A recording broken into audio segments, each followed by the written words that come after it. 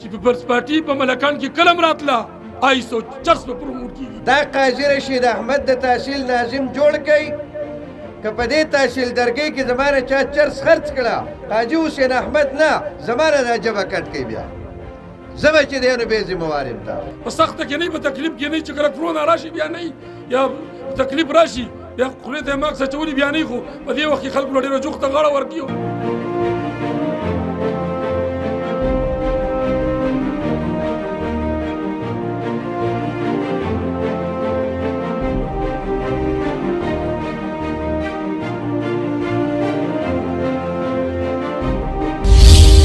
قاضي رشید احمد چې دا د علاقې اوسېدونکی دی دا خدمت کوي دلته دا د خلکو سره غم خادي کوي د هیڅ قسمه رشته دلته نشته د پیسو په طاقت باندې د خانداني په طاقت باندې دا مونږ نه ودرولې دا مونږه انتهایی په میرټ باندې ودرولې دا د خدمت نوم دی انشاءالله دا راتلونکی الیکشن به په دې درګۍ تحصیل کې د دغه مافیا خلاف په دا الیکشن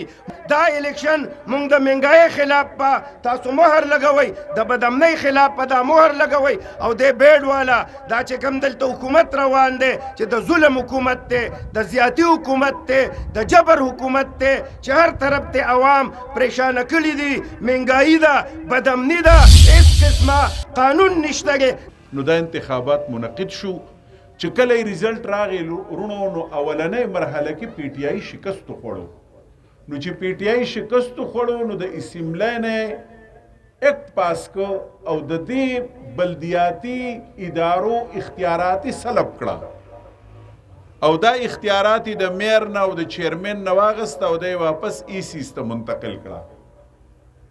د دې وطن ټول جمهوریت خلک د دې فیصله خلاف دي. دینه مخ کې په دې ملک کې نواز شریف حکومت کړی دی مارشالاګانې پکې راغلي دي بوټو پکې حکومت کړی دی او مشرف پکې حکومت کړی دی فوج پکې حکومتونه کړي دي خو دې ملک ته چام ترقي نه ورکړی دوی څه چل کړی دی د ملک چې څنګه آمدن دی څومره پیسې دي هغه خو دوی ووالې خو الټه دې ظالمانو د دې قوم سره دومره ظلم وکړو چې الټه د آی ایم ایف نه د ورلډ بانک نه د دنیا د ملکونو قرضې واغېستلې نو هغه مخ وړلې او کو په دې ملک کې لګولې وې د ظالمانو دوی په کې کارخانه لګولې فیکټري لګولې نو ما ته په کې کم سے کم مزدوري کولې کنه دا اوسو پیجنې د هغه ظالمان خلک ته او د قوم بدخوا خلک ته چې داسې زمنګ مل سره انډیا دشمنی نه کوي نور د دشګردي دومره عوام نشي خرابوله څومره چې زمنګ د سیاستدانانو د ملک خراب کړي دي تما ته یو سیاستدان وخوا چې هغه د ملک له 70 کې ور کړی دا کنه او دا ملک اوس دومره کنګال شوی دی دا اوس ګوره دا اوس دا میاشته کنه دا کال له راتلونکي کال کې به دا دینم زیات بدتري ګوره او چې په جماعت اسلامي کې زه شامل شوم جماعت اسلامي ما ته ډیر زیات عزت راکو زه خو وایم چې زه وزیر اعظم یم خو زه عام یو غریب سړی یم نو د جماعت اسلامي زه ډېره زیاته شکریه د هغو د مشرانو د خلکو ادا کوم او زه نن د پیپل پارټۍ نه استعفا ورکوم او په جماعت اسلامي کې شمولیت اعلان کوم. د تحصیل ناظم قاضي رشید احمد صاحب هغه جماعت اسلامي منتخب کړی دی د هغه خدمات په دې ټول تحصیل درګۍ کې د چا نه پټ پانه نه دي لوی واړه نارینه که د غم خادي حوالې سره او که د جنازې حوالې سره ټول خلک یې پېژني دا پیپل پارټۍ والا هم مني نیشنل والا هم مني او هر طبقې فکر والا هم مني او سلام کوي ورته ورونو انشاءالله دا خدمت به کوو دا عبادت دی د سیاست دا نوم دا بدنام شوی دی دا عبادت دی زما په تېر شوي الیکشن کې دلته د پاکستان پیپلز پارټۍ ایم پی او دلته به ګرځېدو به د رشید پوسټر هم نشته یوازې په ګاډي کې ګرځي زه په الیکشن کې که ستاسو خیال کې یوازې په ګاډي کې ناست وم او ګرځېدم به اوس هم زه مقصد اوس هم یوازې خو په ګاډي کې یو به دغه پوسټر هم نشته هغه ایم پی او خلکو ته به د مخبرو اعلان کوو په دې هغه الیکشن کې دلته کې به د شاو کې ځای په ځای درې څلور د بابو صاحب ناست درې څلور مخبري اعلان کړی وي بابو صاحب درې څلور مخبري اعلان کړی وي یا به شوي یا به نه شوي خو اعلانونه یې درې کړي نه دي شوي درې څلور مخبري اعلان کړی وي دروغ خلکو ته خو خلک یې په دوکه کړی دا قوم زمونږ ډېر سادهګان دي دا په دې دروغو ډېر زر دوکه کېږي په دې غټو خلکو یقین کوي که نه ما په دې غریبانو خپل یقین نه کوي خو په دې غټو خلکو دا تور ګاډي چې راشي او دا غټ خلک راشي په سخته کې نه په تکلیف کې نه چې کله کرونا راشي بیا نه یا تکلیف راشي بیا خولې ته ماکس اچولي بیا نه خو په دې وخت کې خلکو له ډېره جوخته غاړه ورکړي موږ هسې خوشحالېږو چې خان راغی غاړه راکړو ما ته راکوشو ما ته سلام وکړو الان کې دا غریب سړی موټر ته هم ناستي خو په هغې نه خوشحالېږي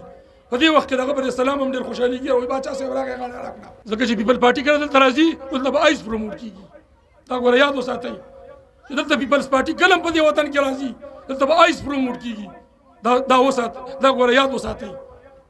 چې پیپلز پارټي په ملکان کې کله هم راتله آیس او چرس به پروموټ کېږي زما دا درخواست دی چې زما مخالف تیز دی چالاک دی پیسې دي ورسره زه د دې علاقې سړی یم ما پېژنئ زما خاندان پېژنئ زما والدین پېژنئ زه یو غریب سړی زوی یم جماعت اسلامي دې علاقې له ډېر لوی عزت ورکړو زما غوندې سړی د سراج الحق صاحب خبره چې یو پارټۍ کې نو هغه له د میر سیټ نه ورکوي د نورو پارټۍ کې زما غوندې سړي له څوک د کونسلرۍ سیټ هم نه ورکوي که نومونه مې واغېستو د پیپلز پارټۍ کې هم داسې زما په شان تکړه زما نه تکړه خلک شته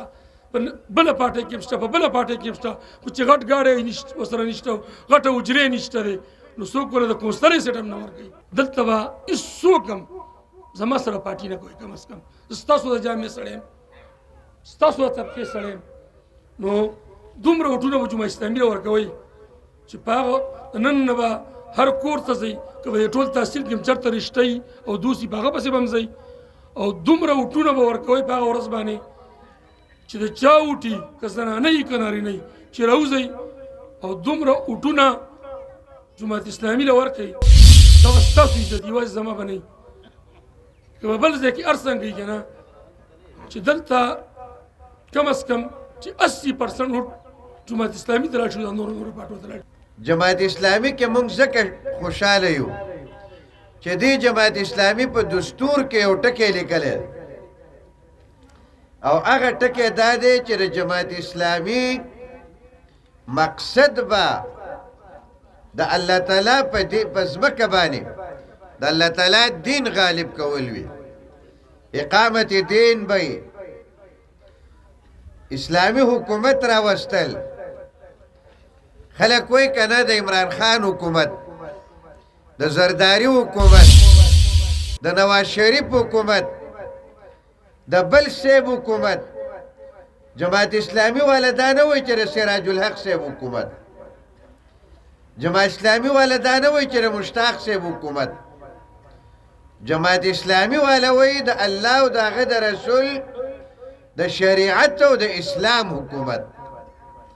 او دا په دستور کې لیکلي ما عزتمندو دا قاضي رشید احمد د تحصیل ناظم جوړ کړي که په دې تحصیل درګۍ کې زمانه چا چرس خرڅ کړه قاضي حسین احمد نه زمانه دا جبه کټ کوي بیا زه چې دی نو بې ذموار یم تاسو ته بیا به دلته چرس او پوډرو والا ځای نه وي دا خو ځکه خلک خرڅوي چې ام پی ای ملګری دی ام این ای ملګری دی ناظم یې ملګری دی خان او ملک یې ملګری دی نو دې بلدیتي نظام په ذریعه باندې مونږ د خپل بچي دا د چرسو د پوډرو او د آیسو د نشو نه بچ کول غواړو د دې لپاره ستاسو نه دا ووټ غواړو